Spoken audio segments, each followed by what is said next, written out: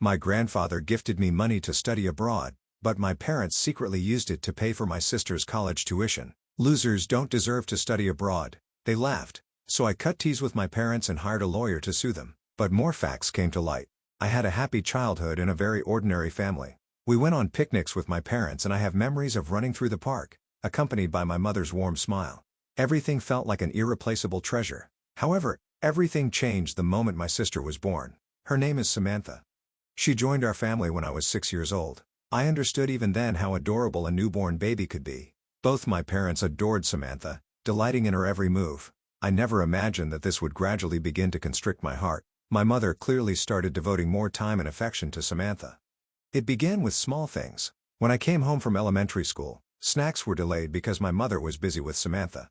These small things escalated. From a young age, Samantha was flexible, and once my mother recognized her talent, she started taking her to ballet classes. The weekends were nearly consumed by driving her to and from ballet, and our family's plans revolved around her practices and recitals.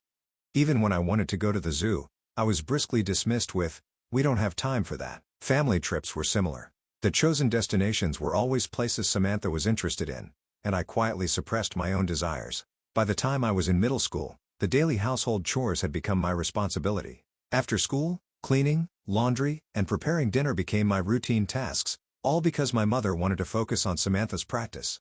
This felt beyond mere helping out at times.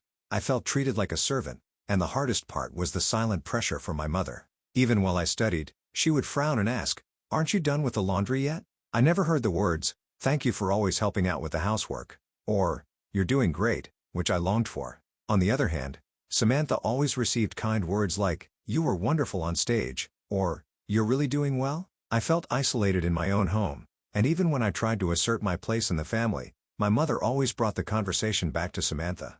As Samantha received accolades for her ballet, I supported her with mixed feelings, but believed in my heart that one day, my own worth would be recognized. I dreamed of the day when I could truly live my life freely. By my third year in middle school, I was determined not to expect anything from my family anymore. I had to carve out my own life. By focusing on school club activities and planning to find a part-time job, I began to create my own world.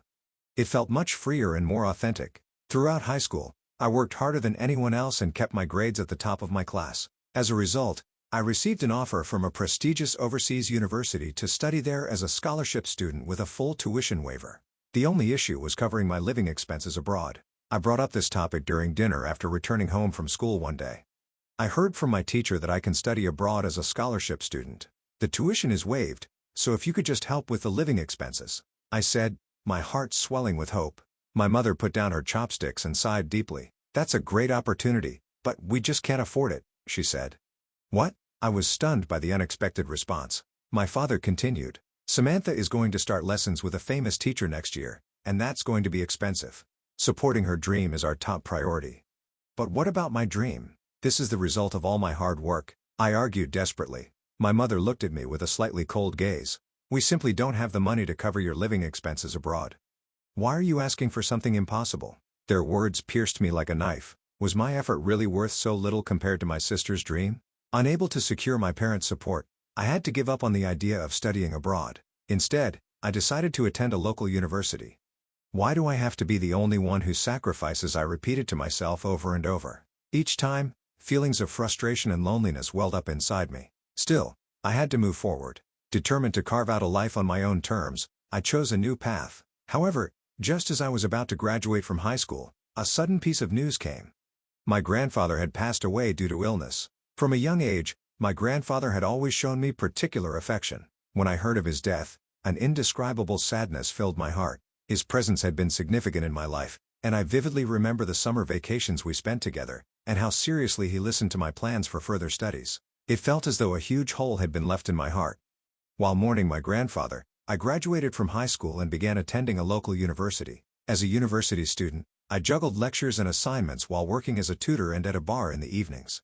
I was driven by the desire to fund my own study abroad someday. As I was getting used to balancing my studies and part-time job, I found myself cleaning my mother's room as usual. There I discovered an old envelope.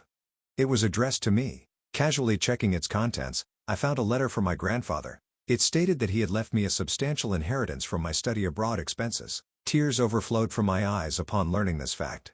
It was a moment mixed with joy for my grandfather's support and anger towards my parents who had kept this hidden. Why should my dreams be cut off by family choices? Is it acceptable to trample on my grandfather's intentions? These questions raced through my mind. I asked my mother about the letter from my grandfather. Her face changed color immediately, trying to maintain her composure. I was planning to give it to you, but somehow forgot, she said, lining up a common excuse that tightened my heart. But why didn't you give it to me immediately? If I had read the letter, I wouldn't have had to give up on studying abroad. As I pressed her, my mother shrugged lightly and said, Sorry, I was just too busy with Samantha at the time and forgot about it. Her insincere apology only added to my confusion. Are we done here? As if to protect herself, my mother tried to end the conversation. After speaking with my mother, I continued to harbor mixed feelings. When I inquired about the letter and the inheritance, my mother's vague answers returned. The conflict between not being able to believe her words about forgetting and hesitating to push too hard swirled inside me. Despite these emotions, I continued my days dedicated to making my study abroad dreams a reality by focusing on my studies and part-time job. As soon as my university lectures ended, I would head to the bar where I worked as a bartender. Initially, even taking drink orders was a challenge, but gradually I honed my cocktail-making skills and found the space to enjoy conversations with customers. There were regulars who began to request their unique cocktails directly from me, which gave me a great sense of accomplishment. One night, a regular customer who always sat at the same counter seat spoke up. You work very seriously. When I come to this bar, I always end up wanting to talk to you. His words brought warmth to my weary heart. As I listened to him, it turned out that he was the president of a top-tier hotel. He was keenly interested in how I started this job and what I aimed for in the future. Slightly nervous, I shared my dreams. Actually, I would like to study hospitality and culture abroad someday. That's why I'm saving money while continuing my studies. He listened silently to my earnest explanation, then smiled and said, Your attitude is admirable. Would you like to come and see our hotel? It was a surprising offer.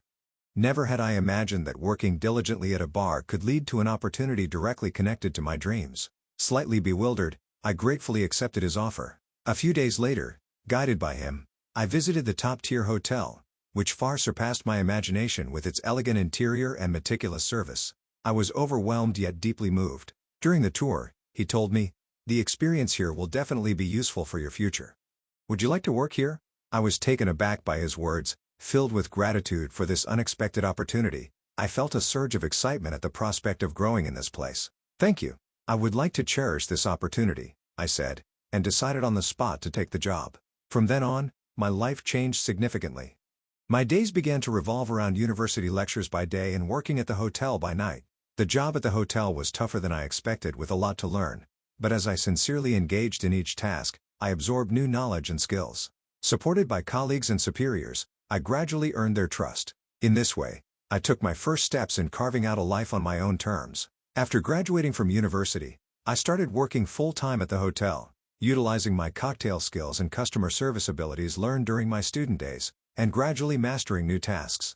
Through the challenging experiences at the hotel, I felt myself growing bit by bit. After getting a job at the hotel, I moved out of my family home and started living alone. While I felt the sadness of leaving the familiar home, I was also thrilled with the anticipation of independence. My small yet clean apartment symbolized freedom and challenge.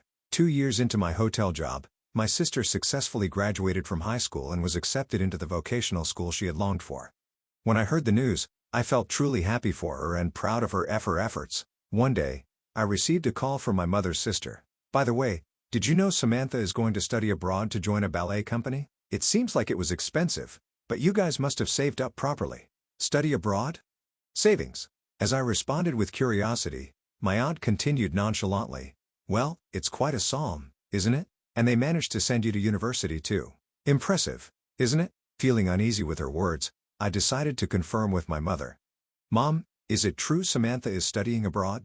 How did you manage the expenses? My mother's expression stiffened for a moment, but she quickly composed herself and answered, We paid for it with the money we had saved up for her. Is there a problem?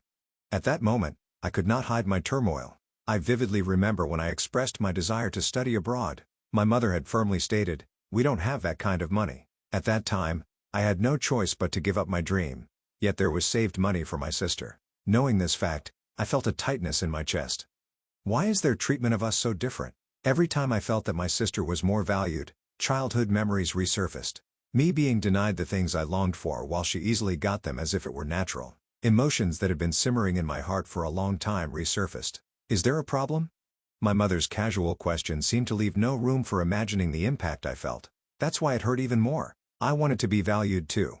I couldn't deny that feeling within me. From that day, I started to distance myself from my parents. The hotel job became a refuge for me, and I found myself immersed in it. Amidst the busy days, I was trying to regain myself. Even when I returned home tired, the sense of accomplishment from work began to support me little by little. One day, my parents suddenly called me home to talk, and there was an ominous air about it. With a sense of dread, I headed to my parents' house. Amidst various anxious thoughts, I was not prepared for what awaited me. Upon entering the house, my father seemed unusually subdued. When I asked, "What's wrong?" my mother opened her mouth with a puzzled look. "Actually, your father was deceived by a friend and lost a lot of money." Surprised, yet trying to grasp the situation, I asked, "How much are we talking about?" Maintaining my composure, I pressed for details, and my mother answered in a low voice, "About $40,000. It was money we had borrowed." $40,000? How are you going to repay it? That's why we have a favor to ask. Could you lend us some money just for a while? Confused by the unexpected proposal, yet seeing my mother's earnest expression, I was at a loss for words. However, unable to abandon my family, I eventually agreed to temporarily provide funds by setting up a new account. "All right, but please make sure to repay the money once things settle down." "Thank you. It really helps us a lot," my mother said with tears in her eyes. My father also apologized with a look of regret. However, the unease lingering in the air was not entirely dispelled. Months later, on Thanksgiving, I returned home after a long absence, enveloped by nostalgic smells.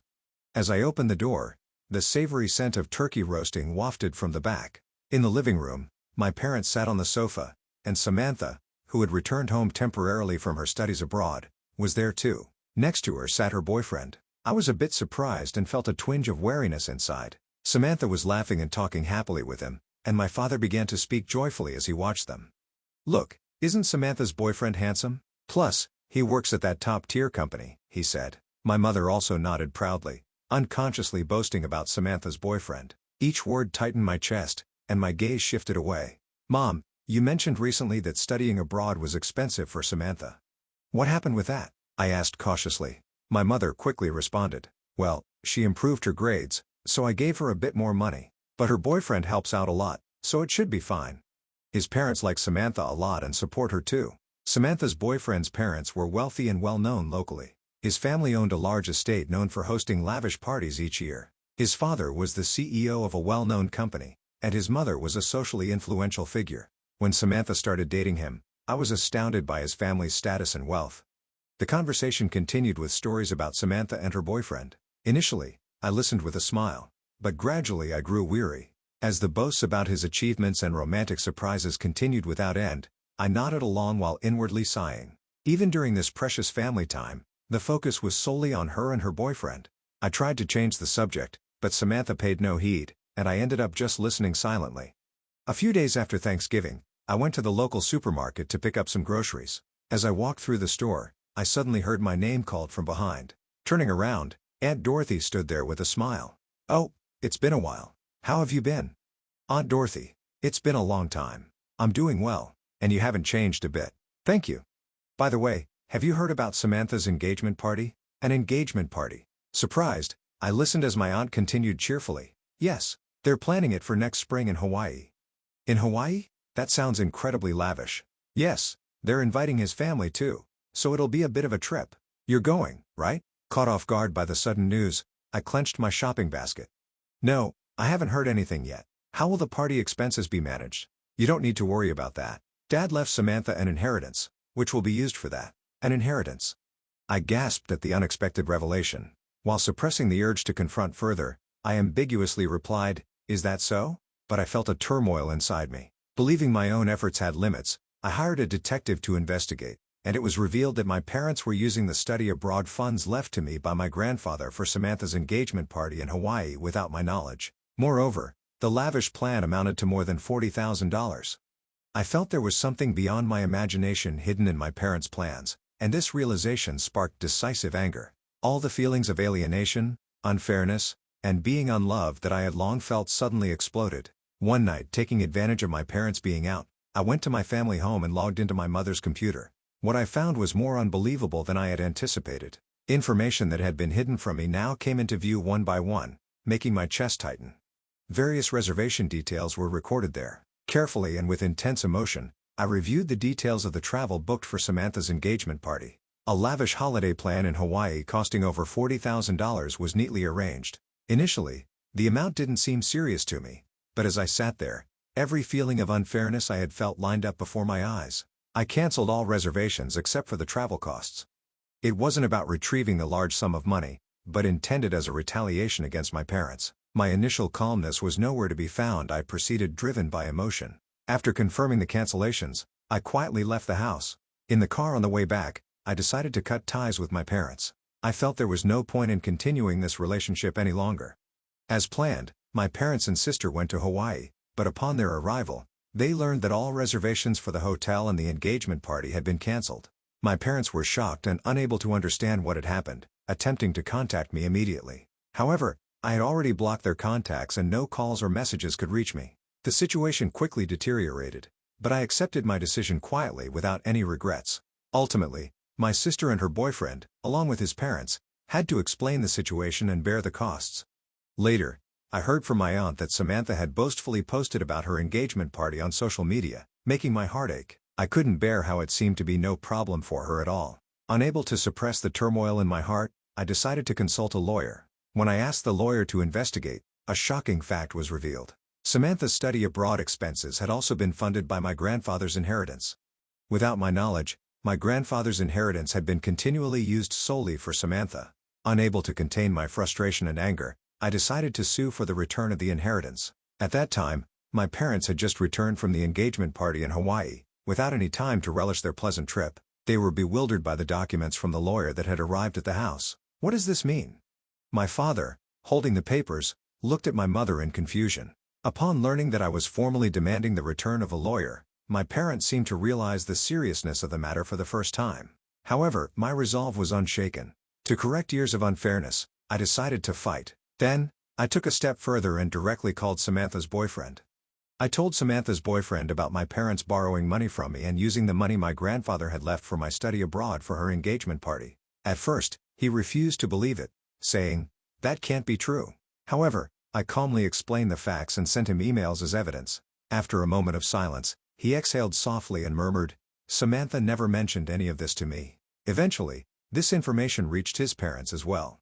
As a result, my sister and parents completely lost their credibility, and Samantha's engagement was broken off. Samantha had managed to cover her study expenses with support from her boyfriend's parents, but she lost that support too. Ultimately, she couldn't continue her studies, and her dreams were shattered. Samantha blamed me, repeatedly slandering me on social media. The narrative was skewed to make it seem like all the fault was mine. After seeing Samantha's social media posts, my aunt contacted me, and I decided to tell her everything that had happened. My aunt was shocked but believed me and apologized on behalf of my mother for her treatment of me over the years. Even after receiving my aunt's apology, I couldn't bring myself to forgive my mother. The anger towards her betrayal did not subside, and my feelings did not ease. I also felt similarly closed off towards my sister and father. Reflecting on everything, I realized I had been the only one sacrificed while they lived at their convenience. I felt that the trust and affection as a family could never be restored. In the lawsuit, I won, and the money my grandfather had left me was fully returned. The wrongdoing of my parents and Samantha's side was exposed, and the judge recognized my claims. It was a long battle, but I was relieved that my grandfather's inheritance was restored to its rightful form. Though my relationship with my parents was irreparably broken, I had no regrets. I had righted the injustice and protected my rights. I'm sure my grandfather would be pleased with the outcome. I cut ties with my parents and decided to open my own bar using the money my grandfather had left me. Ready to completely change my lifestyle, I invested all my energy into building everything from scratch without looking back. The menu at my bar featured original cocktails I created, and their new flavors began to spread by word of mouth. Gradually, the reputation grew, and many customers started visiting my bar. In no time, my bar achieved success, and I felt a firm confidence in its accomplishment. Through my aunt, my mother tried several times to contact me, apologizing for the past and trying to rebuild our relationship. However, I ignored all her attempts. No matter what she said now, I no longer wanted any involvement with her, and her attempts only drove me further away. I didn't want to carry the burden of the past and focused fully on living in the present. One night, My bar was bustling with a full house of customers. Across the counter, I saw a scene of everyone smiling and enjoying their conversations with me at the center. It was a moment when the success I had achieved and the efforts I had made to get here bore fruit. Someday when work settles down, I plan to go study abroad, fulfilling the dream I once had. Freed from my family, I have carved out my life with my own efforts. I truly felt happy. The lights in the bar softly illuminated the interior, and I smiled quietly to myself.